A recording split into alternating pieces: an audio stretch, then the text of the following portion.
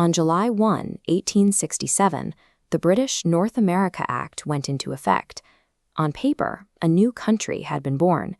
This legal entity required a leader, and John A. Macdonald was sworn in as the first Prime Minister of the Canadian Confederation. But the map reveals a different story. In 1867, Canada was just 4 disconnected colonies: Nova Scotia, New Brunswick, and parts of modern-day Ontario and Quebec, clinging to the edges of a massive, unorganized wilderness. Using 19th-century technology to govern these pockets of settlement was almost impossible. A message sent from the Atlantic coast could take weeks to reach the interior. Moving from a legal concept to a functioning state required a century of massive industrial, political, and social construction, much of which was executed on this same July 1st date in the decades that followed. Signing a treaty is a beginning, but a modern nation has to be manufactured through a series of physical and social milestones. The first step was the physical consolidation of land. On July 1, 1873, Prince Edward Island joined the Confederation, bringing more territory under a single administration. As the world modernized, the importance of raw acreage was overtaken by the need for international economic frameworks to manage what moved across those borders. On July 1, 2020, the United States-Mexico-Canada Agreement replaced NAFTA, defining the country's modern boundaries through trade law rather than geography. National survival on the global stage depends on this transition, turning physical property lines into complex economic perimeters. For a nation of this scale, distance is a threat. If citizens and markets remain isolated, the central government loses its ability to function. To solve this, the state began wiring the expanse.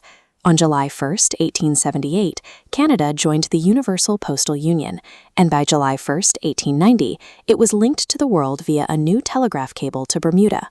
Mid-century technology brought cultural integration. On July 1, 1958, the CBC linked television stations across the country via microwave, followed by the first color transmission on the same day in 1966. While the airwaves were being filled, the Earth itself was being moved. On July 1, 1958, engineers began the deliberate flooding of the St. Lawrence Seaway. This project submerged villages and rerouted riverbeds, replacing natural obstacles with a deep water lock system that pulled ocean-going freighters into the center of the continent. Political unity is an abstraction without these physical and electronic arteries. They are what allow a disparate population to trade, communicate, and exist as a single market. With the borders drawn and the wires laid, the state turned to its final challenge, managing the people living inside them. Cohesion is built through shared symbols. Though O Canada had been sung for decades, it only became the official national anthem on July 1, 1980. It is also built through shared memory. On July 1, 1924, the National War Memorial was inaugurated in Newfoundland to mark the staggering losses of the First World War, a site that remains so central to the regional identity that a second tomb of the unknown soldier was added exactly 100 years later. But engineering a social order also involves deciding who is not permitted to belong. On July 1, 1923, the Canadian Parliament suspended almost all Chinese immigration, using federal law to strictly regulate the country's demographics. When this social order was challenged from within, the response was direct.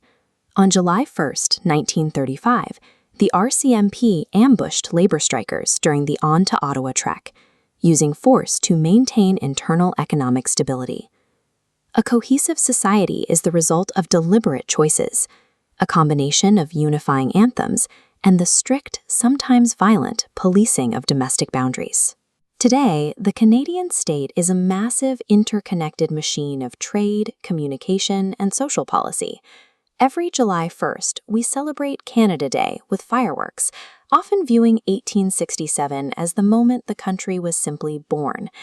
The country's survival depended on these overlapping July 1st milestones, shifting economic borders, mass-scale infrastructure, and the deliberate molding of a social order. To see 1867 as a finalized event is to misunderstand the nature of a nation. It is not a stationary object. A modern nation is an active, ongoing construction project. It requires constant maintenance, evolution, and the reinforcement of the structures that hold it together.